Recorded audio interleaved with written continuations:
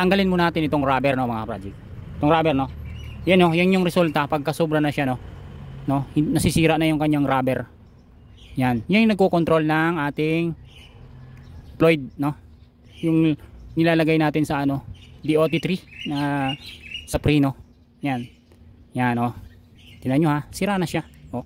Kung inyong mapapansin, nagkulukulubot na dahil nga doon sa hindi na makagalaw ng maayos yung ating mga preno, no. Sumasadsad na to. Ang kabig nito, kung ang may problema ang kanan, sadsad.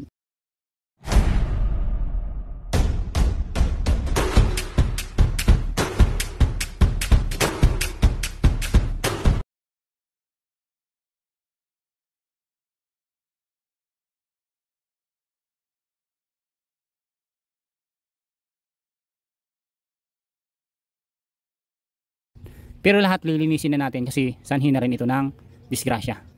Ang buhay natin, kung tayo mga driver na hindi tayo responsable sa pagdadrive, mangyayari sa atin, tayo ang maglalagay ng ating sarili sa panganib. Tara na mga project, tanggalin na natin to, no? Simple lang to, hindi ito mahirap na gawain. Yan, o. Ayan, o. O, yeah. Yan. Papalitan na rin natin to para safety. Maganda pa sana pero pangit na. Pabalikin natin sa ganitong puti, oh. Dapat puputi itong ating cylinder. Yan. Tanggalin muna natin itong mga yan, oh. Madali lang yan. Oh. Yan. Tapos sasabunin muna natin saka linisin ng maayos. Tara na mga project. Samahan niyo ako. Dumi, no? Dumi talaga, oh.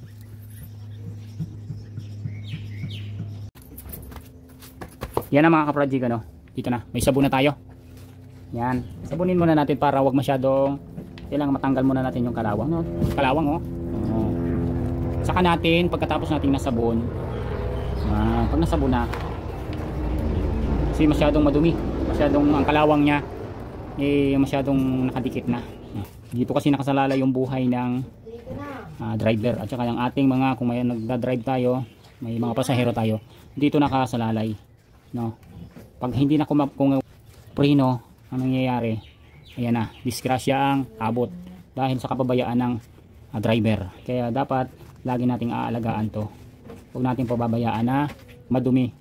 Dapat ang katamtaman na pag-check nito maaari mga 3 months, no, every 3 months sabay ng ating pag-change oil.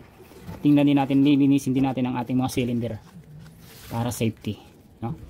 Tips lang din naman yan sa mga nagda-drive, no, para sa ating kaligtasan. Dahil pag tayo'y nagka-problema, ang pamilya natin ang magsasakripisyo. Kaya dapat responsible driver tayo. Yan mga project, ano? Ayos na, no? Kita nyo, tanggalan natin yung kalawang. Yan na. Ngayon, lilihain naman natin to mga project.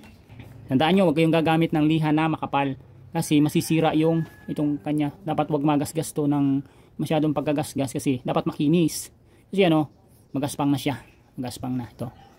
Dahil sa kalawang. Pero kapag ito ay nalinis natin uli mamaya, no, puputi na to mga ka-project. Tara na, no?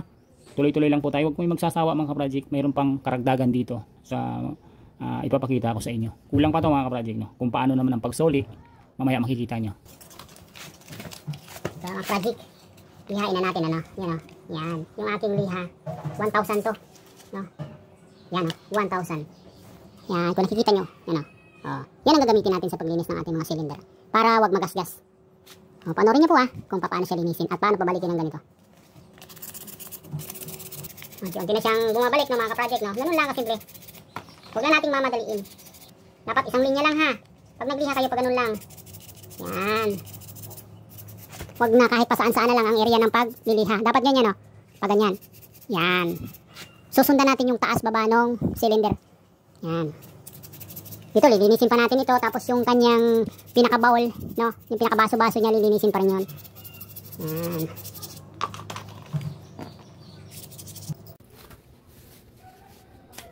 Yan na mga ka-project, ano? Kung makikita nyo, no? Bumalik na siya sa dati. No? Yan. O, natanggal na natin yung kalawang. O, yan. Ganyan po mga ka-project, ano? Kailangan malinis po natin siya ng maayos. Yan na mga ka-project. Continuous lang. Huwag kayong magsasawa na manood. Baka may matutunan po kayo dito sa aking mga ginagawa. No? Continuous lang po tayo. hanggang sa matapos po nating mailagay ito doon sa kanyang baso-baso. Ayan o. Puti na, no? Yan. Okay na siya.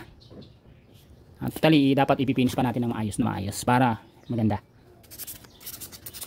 Tulad nga sinabi ko, buhay ang nakasalalay dito. Dapat, bago tayo bumiyahe, check muna natin ang maayos ang ating mga sasakyan. Kung may sasakyan tayo, mararamdaman at mararamdaman ng driver to kung ang sasakyan niya may problema na. Tandaan po natin, ang buhay mahalaga. Magaling kang driver ay kung nawalan ka ng preno. Walang magaling na driver pagka swerte mo, pagka talagang lumagpas ka sa kapahamakan kung wala ka ng preno. Pambihira yung ganun, paswerte-swerte na lang. Kaya dapat sigurado pa rin tayo sa ating mga gawin. Yan na, okay na, no? Malinis na siya mga project. Yan na mga ka-project, ano?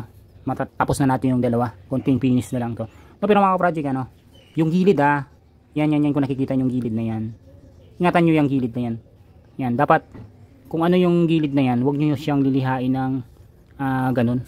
Yan. Parang gaganunin mo siya. Yan.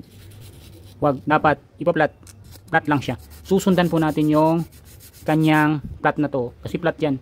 Huwag po nating lilihain ng ganun, no, mga project. Yan, huwag gaganunin, ganyan. Kailangan naka-flat lang din yung liha. Yan. Tuloy, tapos na yun. Dalawa na sila. Yan, halos parehas na sila ng kulay na, mga ka-project. Yan na, ready na po, no, mga ka-project. Ang kasunod po niyan, lalagyan na po natin ng rubber. Yung pinakano niya, para wag tumagas yung ating langis.